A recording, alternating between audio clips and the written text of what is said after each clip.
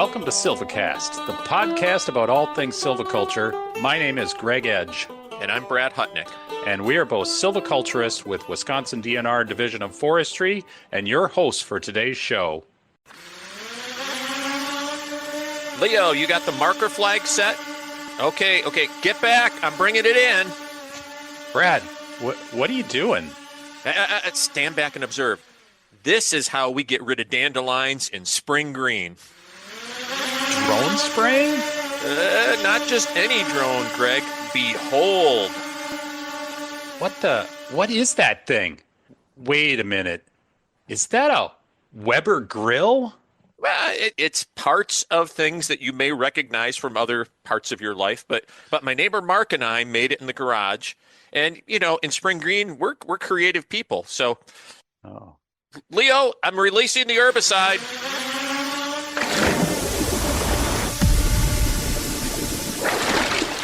Oh, that was interesting.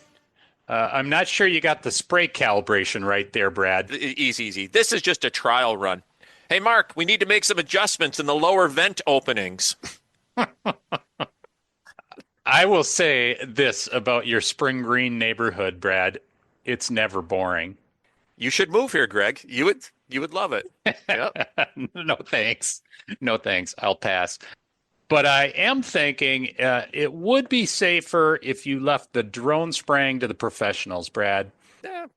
And that's why today on SilviCast, we're going to explore this new world of forestry drone spraying with Rick Hill, the regional silviculturist and reforestation specialist with Michigan DNR, and Kyle Schempp, project manager and drone pilot at Wildlife and Wetland Solutions. That's a Michigan company that contracts forestry drone spraying, just in case you didn't know. And these guys have been managing and conducting drone spraying operations for site preparation and release. So this is a real opportunity to learn how to integrate drones into our forestry work here in Wisconsin. Yeah, cool. Hey, watch out, Leo. I'm bringing it in. Oh, crap. Where did that power line come from?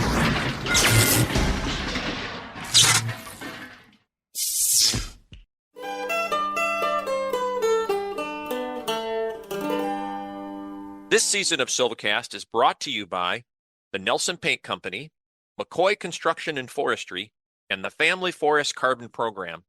You make the SilviCast world go round, so thank you.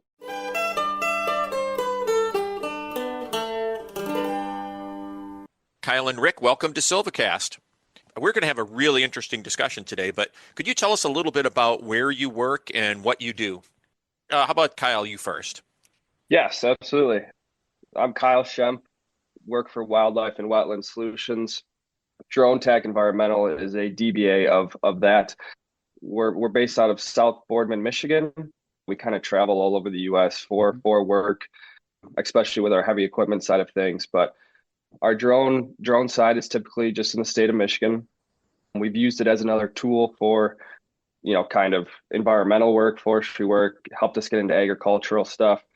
I've been with the company here now for 4 years. I went to Ferris State University, graduated officially in 2001. Before that, I actually did play professional hockey in the minors for 4 years and played collegiate hockey as well at Ferris State. Oh, wow. Have loved the outdoors ever since I was little and knew I kind of wanted to get into some type of vegetation management after I was finished, and living in the Traverse City area. We're close. It's kind of lined up perfectly with where I want to be and what I want to do. So it's been fantastic for us so far. Wow. Our first athlete on the show of that level. That's cool. Yeah, I don't think we're athletes of any level, although we are running the Bach run, next weekend. That's right. Next weekend, Greg. We better start training. Yeah. But there's free beer. Well, anyhow. If you always need some type of incentive, yes. Yeah, that's right. I digress. Sorry. Yep. Yeah, how about you, Rick? Yeah, my name is Rick Hill. I am a Point grad. So hey, woo! There we go. Yep. Been a forester with Michigan DNR since way back 2006. In the last couple of years, I've transitioned to a new role, a regional silviculturist, reforestation specialist, what we call a timber management specialist. I'm responsible for reforestation across the West UP, which is where I come in with Kyle and drone spraying. Part of that is deciding methods, application rates, everything involving herbicide application for site preparation. Yeah. So we've been looking into drones and got into it last year, working with Kyle's company.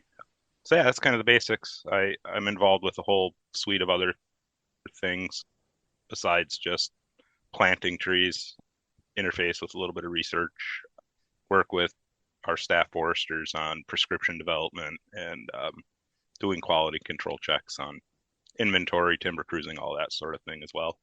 It's always interesting to talk to our neighbors in Michigan and Minnesota. You guys have a little different setup than us where you have some of our silviculturist duties like Brad and I do, kind of interfacing, as you said, with research, but then you have also like a lot of, nuts and bolts forestry work that you're coordinating as well.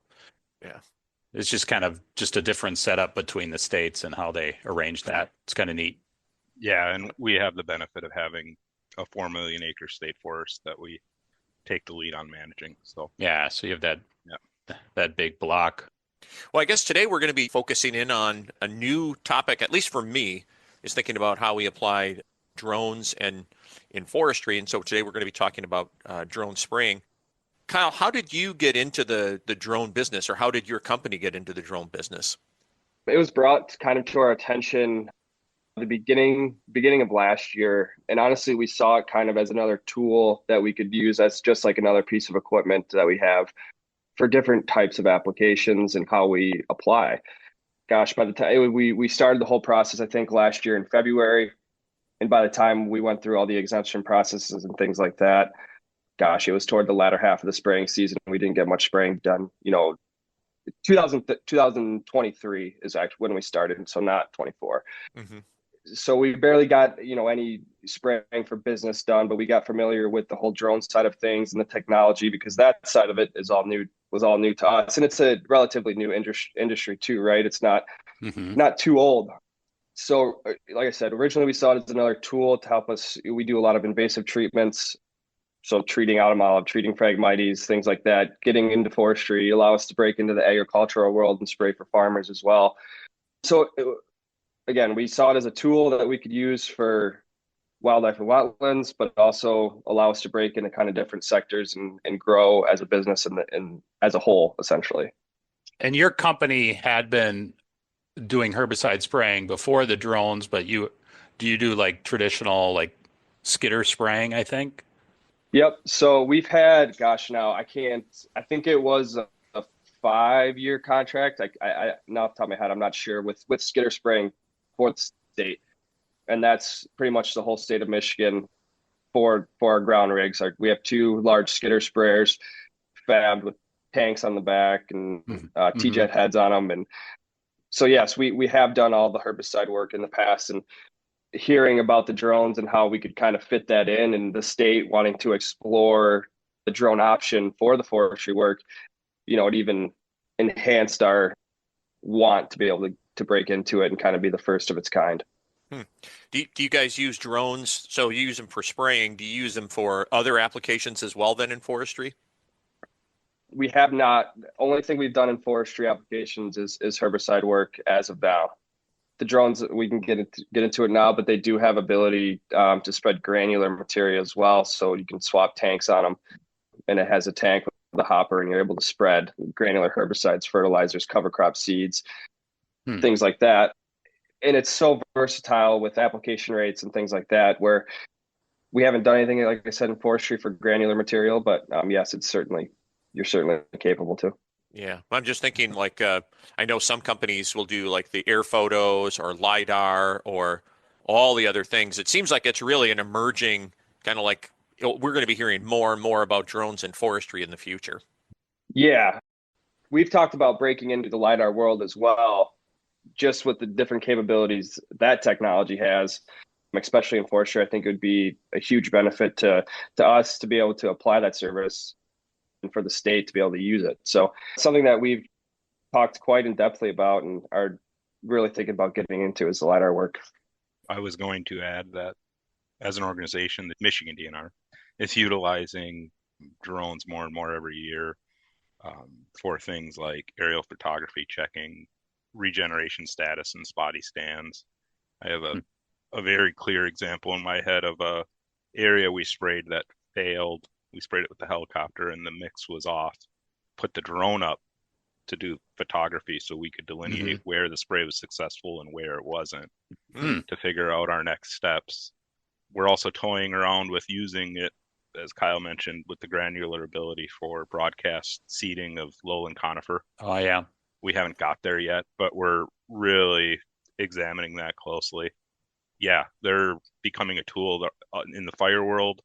We have a couple set up with IR capabilities to check for hotspots. So very much an area that is growing within our organization. Yeah. Brad and I kind of had this conversation when we were talking about doing this show, that there's just so many avenues of it.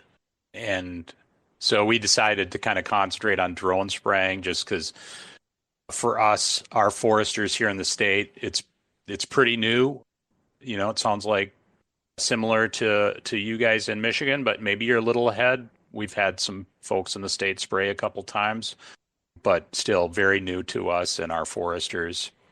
When I was at Point, Doc Houghton was one of the, I don't know if he was there when you were there, Rick, but remember one time he gave a lecture and he talked about someday you guys are going to sit in your truck. You're not even going to go in the woods. You're just going to launch a probe. It's going to do all your inventory and you'll be drinking your coffee while you're getting all that field work done. And I'm like, holy crap, we're getting closer to that every day. So Rick, on your end or the state's end, when did you get into drone spraying and how did that start? It's been kind of a slow build, kind of like what I just alluded to, right? We got a few kind of commercial drones to play around with aerial photography and the IR capabilities on the fire world.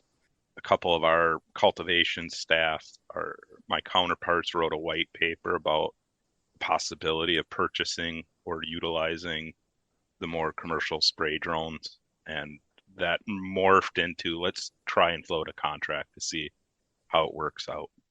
And for me, I'm the smallest cultivation workload as a district in the state. I always joke I'm a rounding error. If every planting I did in a year failed, it would just be a rounding error on the state total.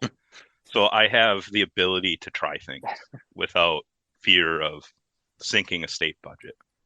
So we looked at it and said, well, let's try and drone spray the whole West UP for what our program is, which is like roughly 500 acres. Average last year was a little lower. This year's going to be a little higher. So that's what we did. We wrote a contract, kind of bounced it around between my counterparts and myself, figuring out the language and trying to dial it in so we had a usable document, put it out to bid, and Kyle's company won the bid. So that's kind of the backstory on it. And that was last year. So then last field season was our first season trying it. And our intention had been to do my whole area via drone. A last minute addition came up that we threw at the helicopter because it was quite large. And then we had some issues with site selection that we were able to bounce to the skidder, fortunately, so they could get treated. And that was all part of that learning process. It was very successful overall, though. Cool. Like I said, here in the state, our foresters are just trying it out too. So I think these conversations are really good to have and kind of just share ideas. So that's what we were hoping for today, at least. Yeah. And maybe for foresters kind of considering it, like maybe they haven't used it or they're doing something like that. I'll maybe put this out to both of you guys. What do you see as the advantages of using a drone for spraying as opposed to maybe some of the other ways that we might do it? Just being a part of a company that does both ground rigs and drone applications. I mean, Rick can attest to this. I thought it was a huge advantage that we had both contracts, not only in Rick's section, but also down here in the Lower Peninsula. Because some sites, they're learning and we're learning how to do these applications in a forestry setting. Some sites were just not suitable for a drone. Line of sight was a big one. we have to maintain line of sight while we're doing the application. In some sites, we weren't able to do that. So we were able to bounce those to the skidder. So huge advantage of the state, I think, for us to have the capabilities of doing both, because we were able to get it done, even though it might have been in a drone contract. That site might have been in a drone contract previous, but we were able to kind of bounce it around to a skidder and able to get those acres covered, which I thought was huge. Rick's section in particular, it was a lot of smaller sites that were having to bounce around quite often to, not large acreages, which is fine. But if we were to have to do that with a skidder, we would still have to line up trucking to get that skidder there to the most part. Whereas the drone, we could get in and out of these sites fairly easy and fairly quickly, way faster than what our skidder could have done. Just the capabilities of being versatile and application heights, your droplet size, your speeds, your swath widths, where as a skidder, it takes a lot longer to try to dial that in and calibrate. Where the drone, it's all automated. I can literally plug that into a controller, tell it what micron size of droplet I want to spray with atomizers, what heights depending on differences in vegetation, and how much vegetation is there, how many residual trees are there. So that's all. Being versatile with the drone, it's all easily, I can pull up to a site, figure out what it looks like, and kind of figure out how I want to spray it from there. And that's with size, shape, like I said, the vegetation that's in it, the prop wash from the drone as well. I'm able to penetrate canopy way better than what our ground wigs would be able to do with just, laying it on. The actual prop wash of the drone is able to push kind of that spray and those droplets into the canopy, allowing for better coverage, even though we're spraying at way less GPA. But overall, just the accessibility and how quickly we're able to get kind of in and out of these different areas and sites, huge advantage. What I kind of took away from last year doing the forestry applications. For my part, we primarily use three methods for cultivation site prep, right? We use helicopter, aerial, we use the drone, we use the skidder. And Kyle touched on it, but for me, there are like two main advantages. Flexibility, as he alluded to. It's a heck of a lot easier to logistically set up access for a pickup truck and a utility trailer than it is for a lowboy or a spray rig associated with a helicopter, right? Mm-hmm. And as a result of that, the price per acre is much better. As an agency worried about costs, that's a big advantage for us. The computer systems associated with the drones have really early results eliminated issues with skips. The shapefile you get them is the shapefile sprayed unless there's issues with line of sight or residual, right? So if there's a mistake, it's probably because you screwed up the shapefile, which is a huge advantage for us. And I think for others listening, the biggest advantage is that flexibility, and it opens it up. As Kyle alluded to, my sites are this small district and a lot of these small scattered stands, which then is applicable to other landowners or agency administrators that have smaller project areas. You can all of a sudden logistically treat 100 acres, whereas maybe you couldn't before. You can do 10-acre stands now. If the planters are willing to plant it, you can get it sprayed. 5 years ago, before I slid into this job, the discussions were, try and make your planting sites 40 acres or bigger. I feel like now with what I'm seeing, I can probably let that slide down to 10 acres. If the planters are willing to do it, we can get it sprayed. And what I'm hearing from both of you too is, Kyle, you said it's a tool, right? Along with your other tools there. And what I hear you both saying too is that the drones have kind of maybe widened your opportunities, but you still tailor the tool that you use based on some of those site conditions. So foresters probably aren't going to get rid of skidder sprayers, but drones really open up more opportunities for them. Is that about right?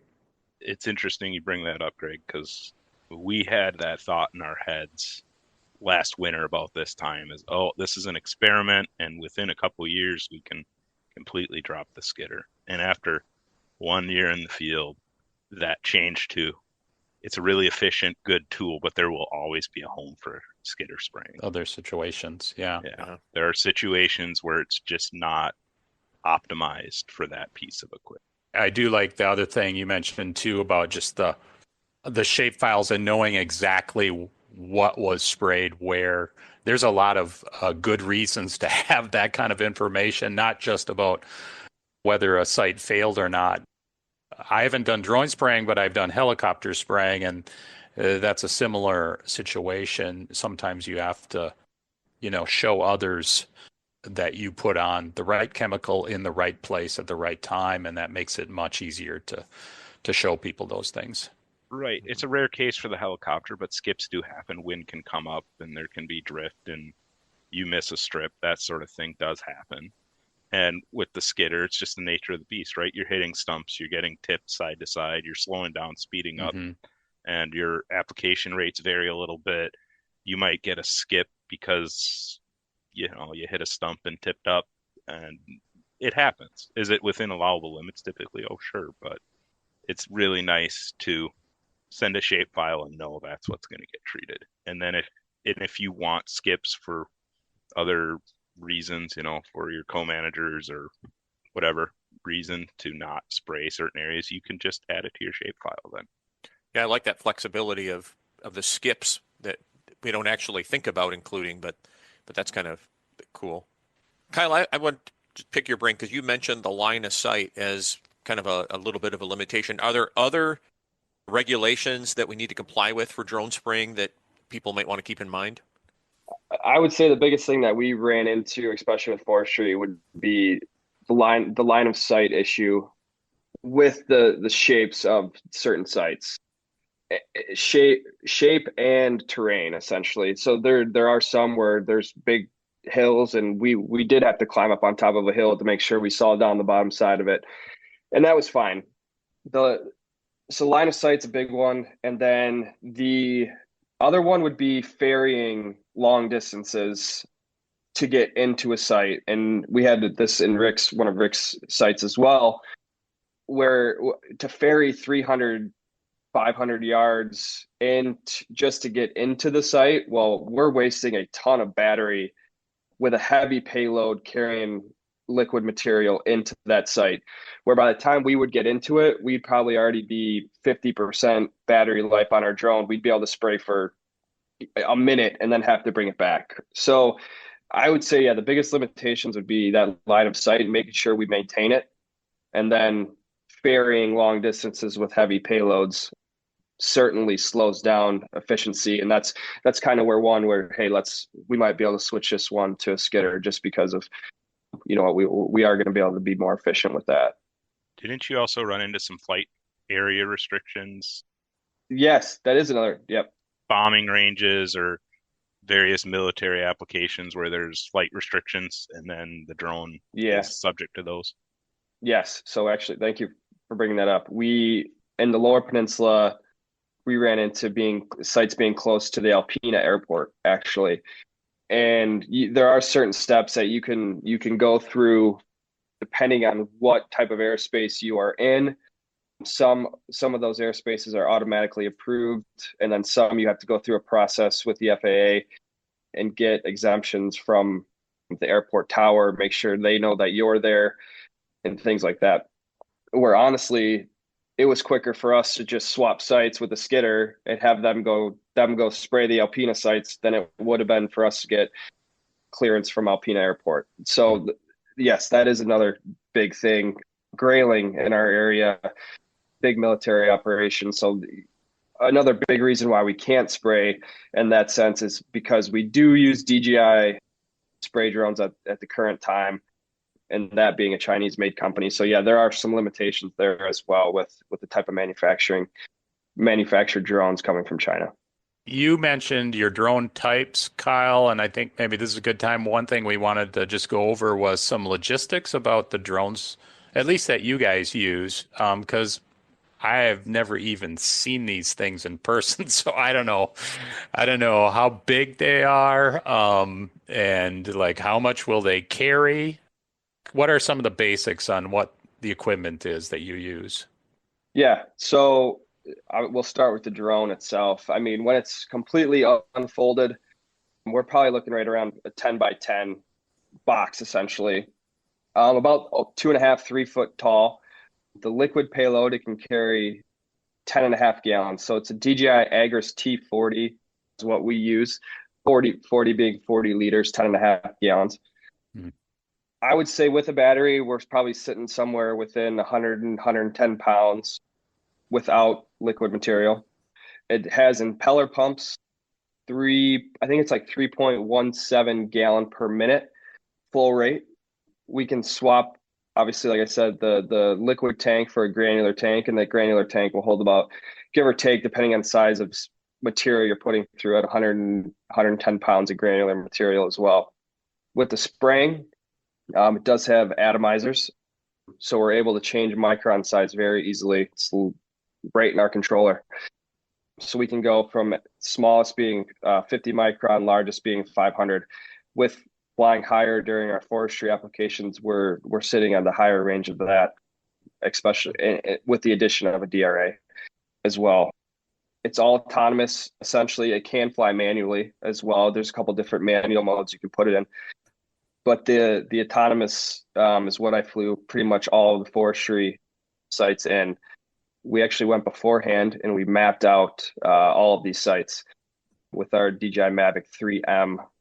I was able to plug that into a computer software, overlay Rick's shape files right onto my software, and create my own boundaries, obstacles, do not spray areas, anything like that. Take that shape file, download it right into my spray drone controller. So we show up to a site with our spray drone, we get it on the truck, we fill it up, put a battery in, and hit start. All of our parameters are pre-selected for a forestry template, flight height, speed, swath width. So that's where our efficiency comes in, being able to show up to a site, know exactly how we want to spray it. It's a most efficient flight path, and off we go. We do have a truck tendering system that was super helpful with the forestry applications, with getting in, these forestry roads and being able to get into different places. So pretty much it's a whole skid that slides right into the back of my truck, a 200 gallon hot tank with 55 gallon per minute tank or pump for constant agitation and for filling the drone. Along with, we have a clean water, a smaller pump for that, hose reel, so we're able to extend out that we don't have to land the drone right next to the truck. And then we would just carry around or haul around a smaller water trailer that we could store chemical and extra water when we needed it. So we were very efficient, and that's how we were able to get a lot done in Rick's section relatively quickly. You mentioned the battery life being fairly short. What's the battery life like? When do you have to swap those out? Yeah, so every time the drone comes back, we refill and swap a battery.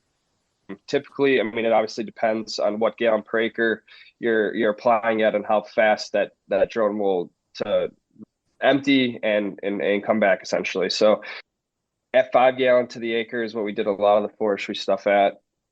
We're sitting somewhere, depending on shape and how it varies back and forth, right around 5 minutes, and we typically come back with 30 to 50% battery life. We have a 15,000 peak running generator or peak watt running generator that quick charges our batteries. So we typically like to run 4 throughout the day. And with 4, it'll last us. I mean, we haven't had any issues of, batteries running out and stopping and having to wait. But yeah, the battery life is, hopefully as technology increases, they're able to extend that battery life a little bit and get a little bit of technology in that sense. I know there's a lot of factors involved, but for a forester on the ground, what would that mean, like on how many acres per hour, or how quick would you be able to go through sites? I know it's, because the size of the site and what you're spraying and all the rest of it, but is there a ballpark for that? Yeah, I would say at 5 gallons to the acre, which, like I said, we were typically doing all of our forestry applications at 15-25 acres an hour. I would imagine, and that's all dependent on ferrying, how far we have to ferry, the shape, the shape of the site and the size. So, I mean, if you give us a 40-acre square, I mean, we're probably sitting at the higher end of that. And we're able to pull up right next to it and park in the middle and off we go. You know, if it's 40 acres and there's weird shapes and it has to ferry to, you know, a long distance, obviously we're looking at probably a little longer and a little less efficient. But I believe off the top of my head, we were sitting somewhere around 15 feet per second flight time, which I believe is around 10 mile an hour flight speed. So, but yeah, being on top of the canopy is so much more beneficial than sitting in a chair and bouncing your head off the wall. Probably get into this a little bit when talking about just kind of the actual applications, but you mentioned mapping that out ahead of time so it can run autonomously. So does that include if there's obstacles like trees that are retained in the site, you have to map those out so it knows to go around them? So it does have the capability of obstacle avoidance, and I was really impressed with the capability of the drone in forestry because, yes, with mapping, we were able to see larger trees and things like that, kind of tell the drone not to go there, create obstacles. But obviously, there's limitations to the mapping side of things too, where that we missed a ton of trees. So we're constantly in a controller looking. It has a camera, a 12 megapixel gimbal camera on the front of the drone that transmits back to the controller, so you can watch actually where the drone is going. So we were constantly watching in the controller to see if there are trees missed that we missed while mapping. And at that point, we have a couple options. We can stop the drone from autonomous flight, tell it to go around the tree, or we can just lift up on the stick. And depending on the size and how, you know, tall the tree is in front of the drone, and it'll just rise up over the tree and then it'll settle back down to its programmed flight height. Okay, so you've got a couple of ways to avoid those obstacles. Yeah. Yes. Rick, I'm curious, does that impact for you guys thinking about retention in sites? Like, because oftentimes we talk about dispersed retention or maybe aggregated retention in islands. Does this, now that you have a new tool, does that influence how you might use one of those or how you might put those into a sale? Yeah, I think 100% it does, right? The single tree retention within these sites we're going to do reforestation work and plant becomes very problematic, right? It gets in the way for drone or helicopter, frankly. Skidder can kind of navigate around it, but depending on your chemical mix, putting those trees at risk anyways. A lot of those might die in the spray process. So you have to balance that, right? I mean, we're with where I work, we're working directly with biologists trying to optimize wildlife habitat often. So there's a negotiation there. We prefer, if we can, area retention on the edges and mapped, so then it's known and not, you know, accidentally cut and that sort of thing. But yeah, I mean that's our goal. Single tree retention is, as Kyle knows full well, is still applied pretty heavily in harvests over here, like a slow push to try and get folks to shift to area for us. Mm-hmm. Yeah. So if you had aggregate patches, those would be a little bit easier to map out and then just avoid altogether.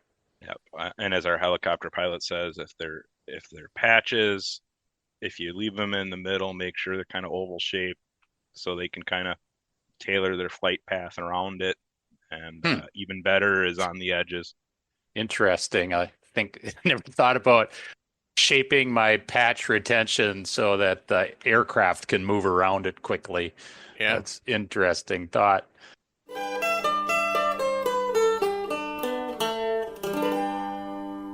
Looking for continuing education credits? Check out the SilviCast webpage for more information. And now, back to our show.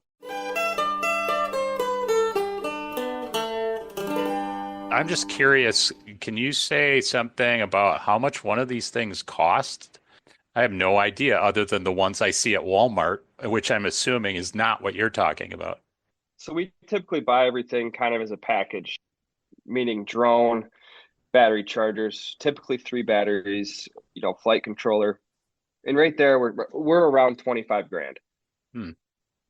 for that. But that does not include some type of trailer or truck tendering system Yeah. to make sure your workstation is completely so you're efficient. And we do have another trailer as well that we use for more agricultural work. But yeah, so that doesn't obviously that's just the drone and things like that. Yep. You're sitting right around 25 grand. Yeah. And you rattled off a whole bunch of other equipment, like you said, that you bring along with you to keep things moving. Economics of that are still amazing compared to a skidder or a helicopter, though. Wow. Yeah. Yep. Yeah. Can you fly more than one drone at a time in a site? Yes, but you need more than one pilot. You can file for exemptions, so you're unable to swarm with one pilot without an exemption. One thing too, logistically, that I didn't mention is too that we always have a visual observer.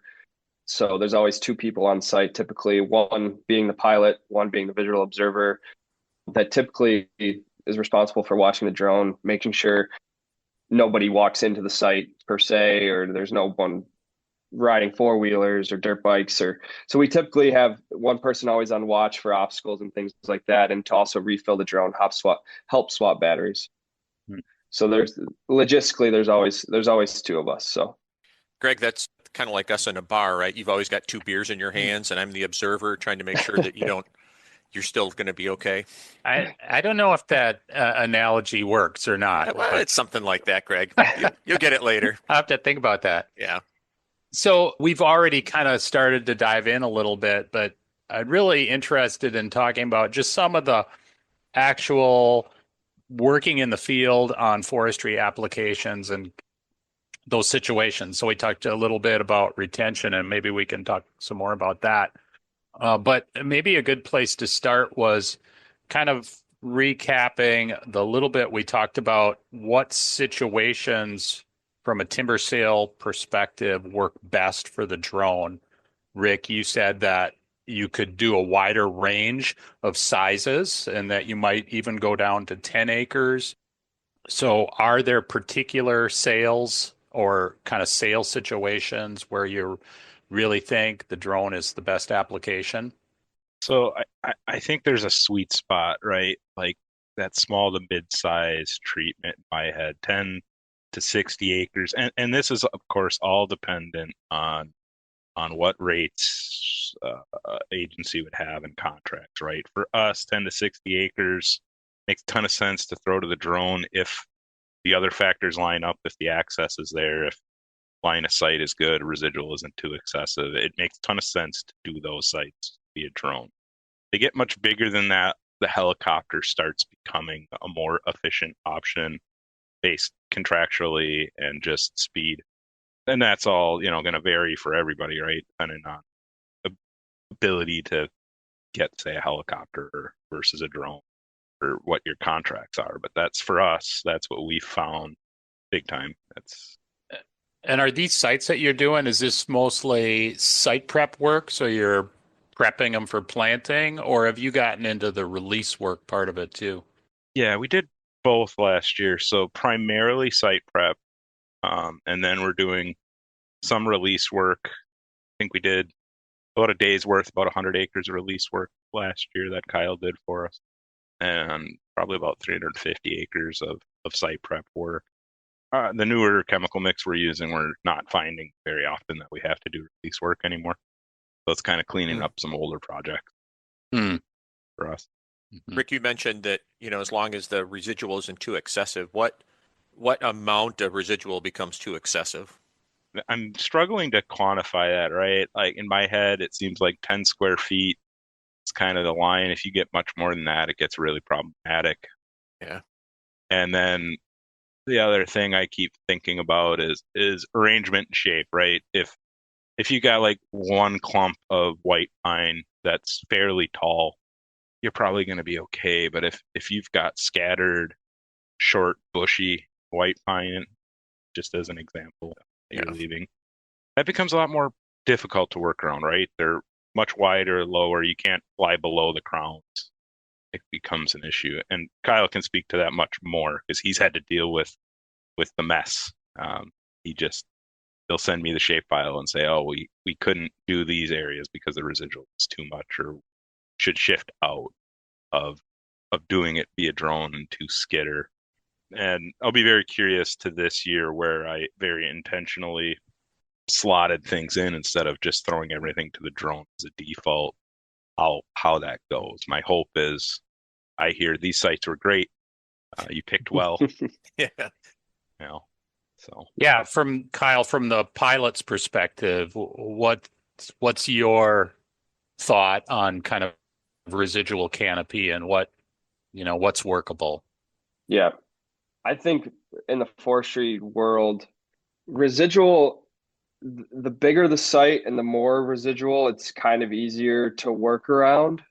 But when the sites become smaller and there is a decent amount of residual trees left, it doesn't really make sense for the drone to do it, just because it's constantly moving around trees in a small site, and we're probably getting half of the acreage compared to what the site is supposed to be.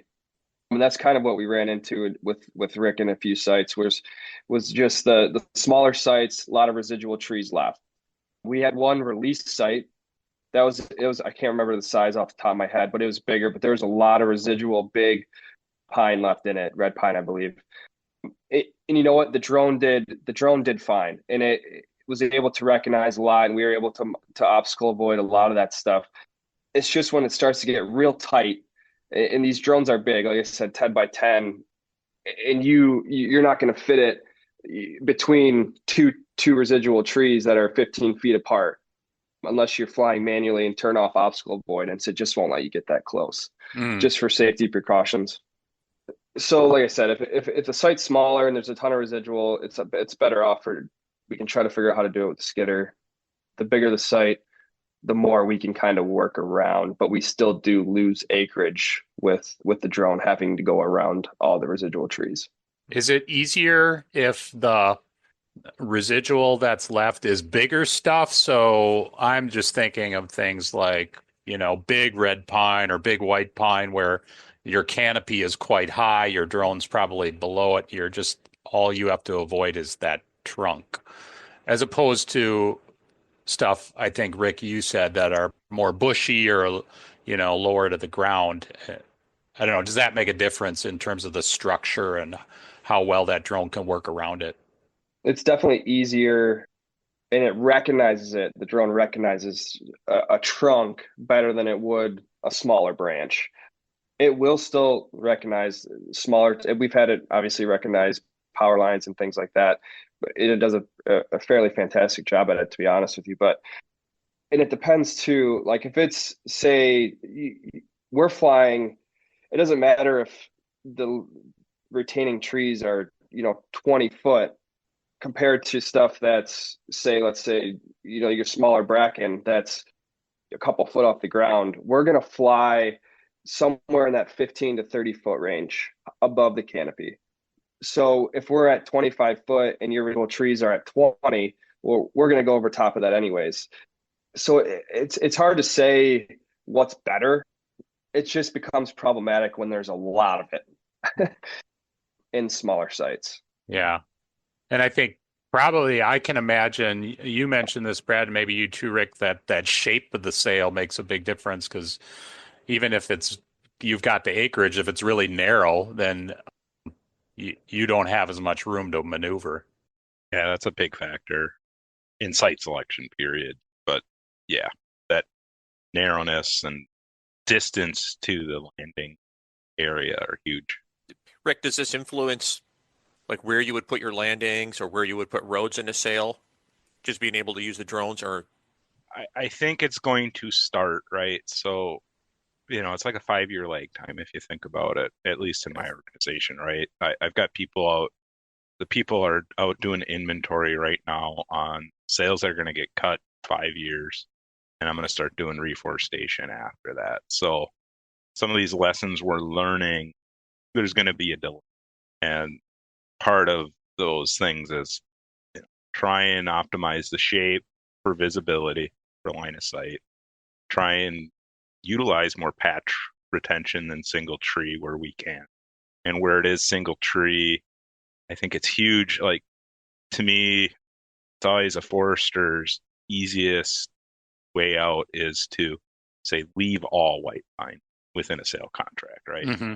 And they may visualize that, oh, there's 5 to the acre, 10 to the acre, or whatever. But when it gets cut, they go, wow, there's 3 times as much white pine as I thought.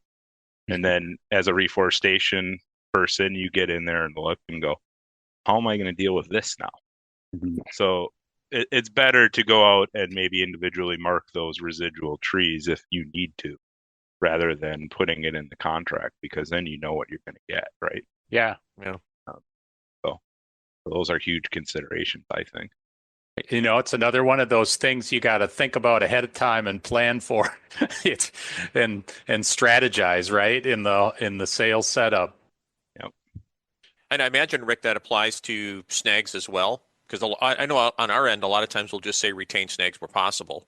Oh yeah. And Yeah. 100% applies to snags, applies to anything standing, and it applies to whether you have the producer close the road at the end of the sale. You might need the access into the site to spray for line of sight, for planting, etc. So you might need to delay that and do the road closures in-house so you can access the site to properly do the work. And two, we not only swapped drone for skidder, but there's also instances where we swapped skidder for drone just based off of terrain and a little steeper stuff that the skidder would have skipped, but just steepness where the drone and terrain following capabilities of the drone is huge in country like that or terrain like that, where that I would take a million hills over residual trees any day, just with its capability of terrain following. So This is real applicable to down by southern Wisconsin because we have severe terrain. So what I'm hearing you saying, Kyle, is as long as you have that line of sight, the drones actually work pretty well in that terrain. yeah, I found especially with being able to fly slower in the forestry world with more higher GPA, its radar capabilities following terrain is pretty great. Hmm. Like I said, I'd take hill country and steeper stuff any day of the week than residual trees. Hmm. I agree wholeheartedly with that. It's really opened up a world, particularly as we're looking at abandoning, in some cases, mechanical site prep as well. So we're just doing the herbicide site prep and planting. So then you don't have to worry about, well, can you trench this? Can you get a skidder on this hillside to spray this? It's just can we drone spray it, and then can the planters hike in and plant it? Like just site prep and plant. Yep. Yeah. Yep. I was thinking, do you guys think that given maybe some of those flexibilities of the drone, do you think this opens up maybe some opportunities for private landowners? Because that's always been the big bugaboo on private lands is they don't have the acres to work with. And so they can't really attract the big site prep companies to bring in big equipment. Do you think drones might have a niche there working in those smaller acreages? Yeah, 100%. We had a couple calls this year to do some. We actually never got to them, but some release spraying for some private individuals that had a bunch of pine planted, and we would release spray it just like we would any other release site. So yeah, and I think they were under 20 acres. So Hmm. yeah, I mean it would definitely cost them because whereas before we'd have to transport skidder, not cheap, and then that type of application is typically more expensive than our drone spraying anyways. So yeah, we could definitely do it cheaper with the drone, smaller acreages, get there quicker, no transport fees, things like that. And speaking about these things, though, so if we're starting to think about private land, things like that, and I know this is hard, just like how much we can cover in an acre, but when we start to think about cost, what does that cost like and it's hard because it's different chemicals, different sizes, but are there ballparks that you would use, Kyle, for what this would cost depending upon a lot of different things or? I'm not. It's a hard. I know it's a hard question. Yeah, it definitely is because it depends on the setting, depends on who it's for, whether it's private, state, federal. So that, I mean, that's all taken into account. Our agricultural work, 2 GPA work, which is typically corn fungicide, that's right around $17 an acre without chemical. That's just application fees. As we obviously increase our GPA, it lessens our efficiency, the higher the cost is going to be. So our 3 GPA work, typically in an agricultural setting, is $21 to $25 an acre, depending on what we're doing.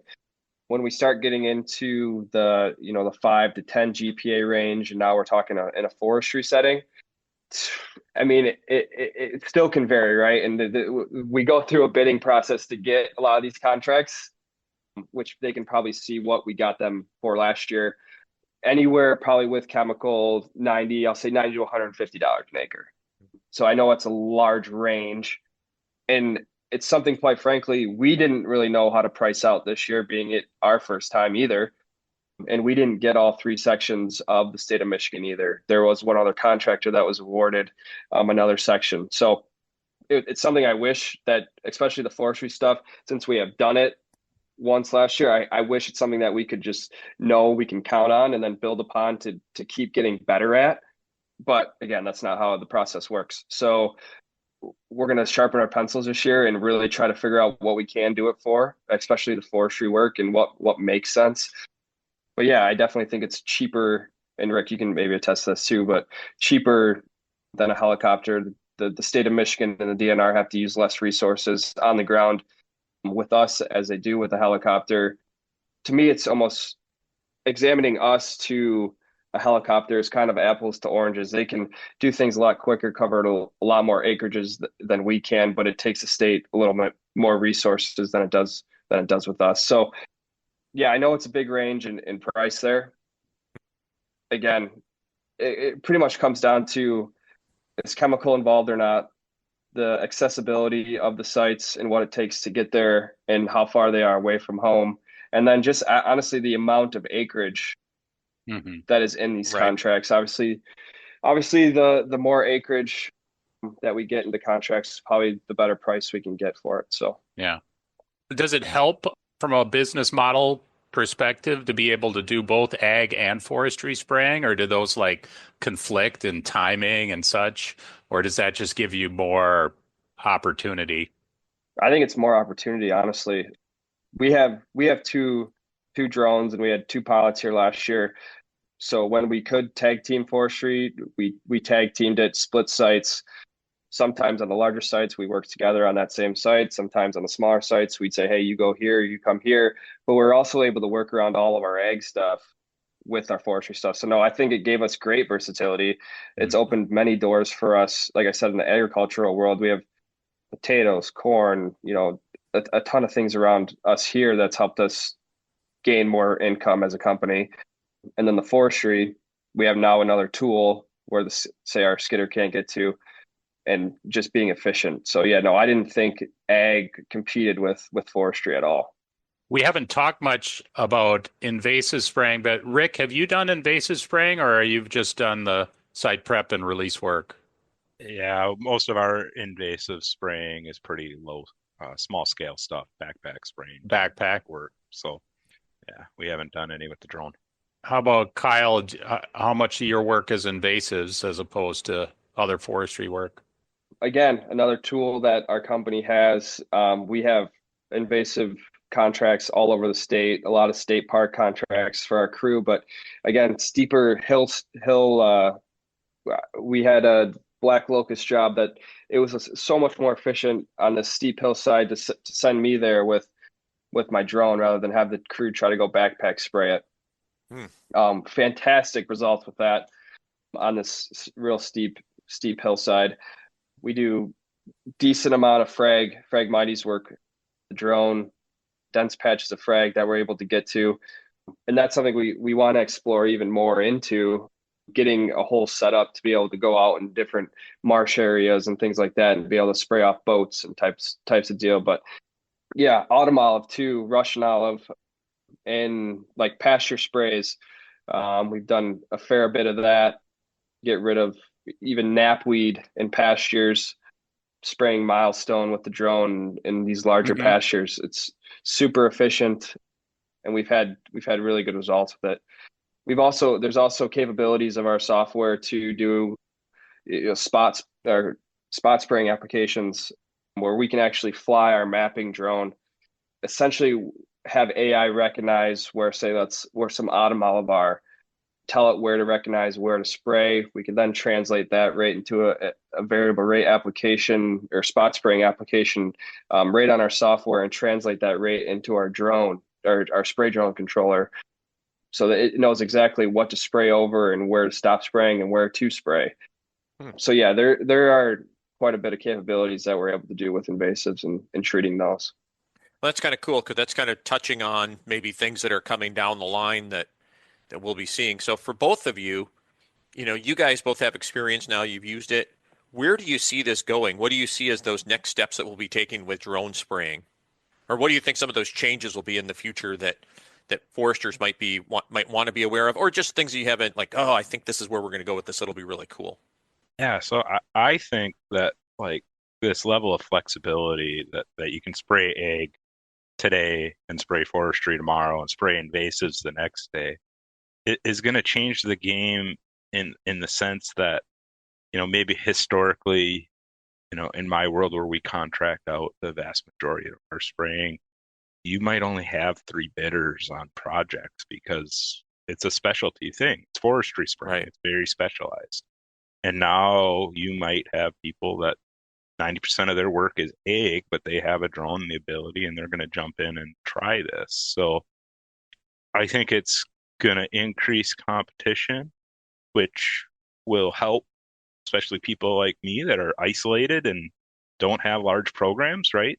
That's going to be a good thing for us. As I think as time goes on and that idea of optimizing sail design for drone treatment continues, we're going to do more and more drone. That's going to become, between that and the helicopter and probably the drone over the long term, will start to win out. I think it'll become our primary method of treatment. So, Kyle, how about you for your company? Where do you see you going in terms of drones? Yeah, I think, again, I've said it a few different times, but it's another tool that we have that we're going to utilize to the best of our ability, and hopefully it continues to grow. Like Rick said, this hopefully the state will recognize its capabilities and put out more contracts, drones specifically, that now they know what, as they're learning, what capabilities it really does have and what limitations it does have. And the better that we're both able to come to an understanding of those certain issues, I feel like the more work that it could generate.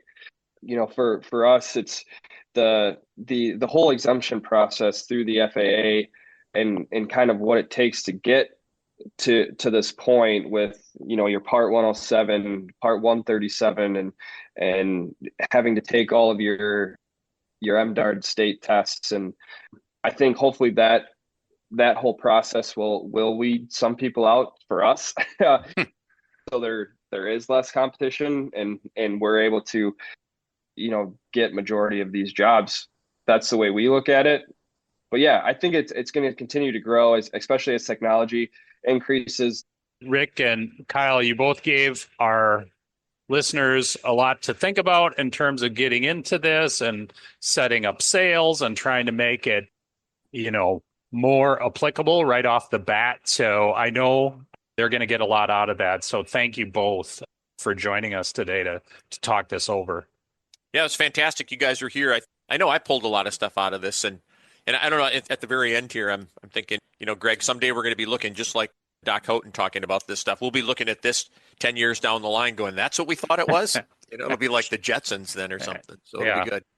So thank you both for joining us today. Yeah, great conversation. Yeah, appreciate it. thank you.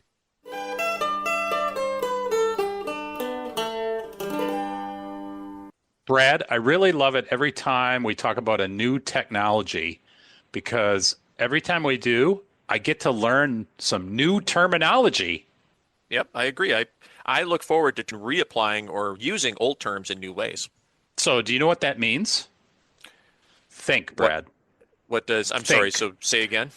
So what does what mean? The fact that I really like this new terminology, what does that mean, Brad? So that you like new terminology.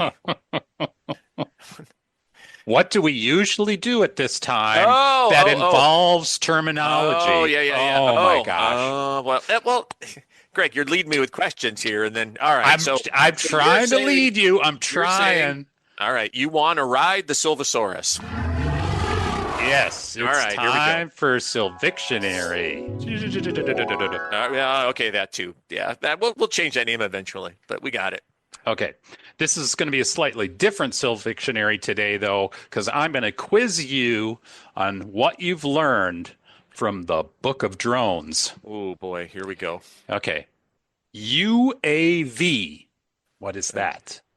A UAV is a it's some kind of vehicle, Greg, but yes, it is a vehicle.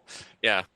And we're talking about drones that are up in the air. And I've seen the acronym, but it's right next to a PDQ, right? Is there a little guy? Is there a little guy sitting in the drone? No, it's not a UFO. No. I know that. No, it's unmanned. An unmanned aerial vehicle. Bing, bing, bing, bing, bing, bing. All right, there we go. Giddy up. You try it. You try to lead them to it. Okay. Quadcopter. Ah, a quadcopter. Well, that's something you see down in the Quad Cities, right? So, like, we got a lot of quadcopters down there. We got quad cycles. We got all sorts of stuff in the Quad Cities. Oh, man. So, you know what you're saying is it's a drone that has 4 propellers.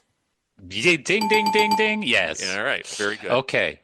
On this one, I think both Kyle and Rick talked about it's LOS. LOS. I could make something up for that. And it wouldn't be right. And I'm gonna hold that. No, and that would give us an explicit rating. So I'm gonna. This is something both Rick and Kyle mentioned. They mentioned many things. Very important to think about when setting up a timber sale. If you want to use a drone on it. LOS. Dynamite. LOS. Out of sight. I have no clue. What was it? Line of sight. Line of sight. Okay, yeah, line of sight. Okay. All right. 2 out of 3. We could go on with this, but I'm sure people do not want to continue.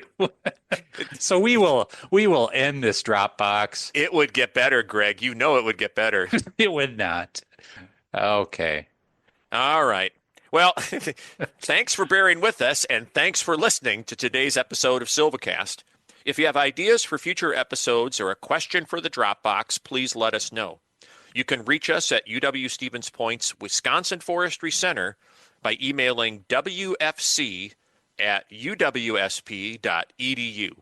Feel free to include a sound file of your question or a comment if you like.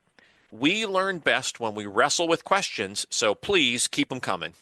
And take care, everyone. And as always, thanks to our team, Susan Barrett, our editor-in-chief, Joe Rogers, our IT master, theme music by Paul Frater, and of course, UW-Stevens Point's Wisconsin Forestry Center.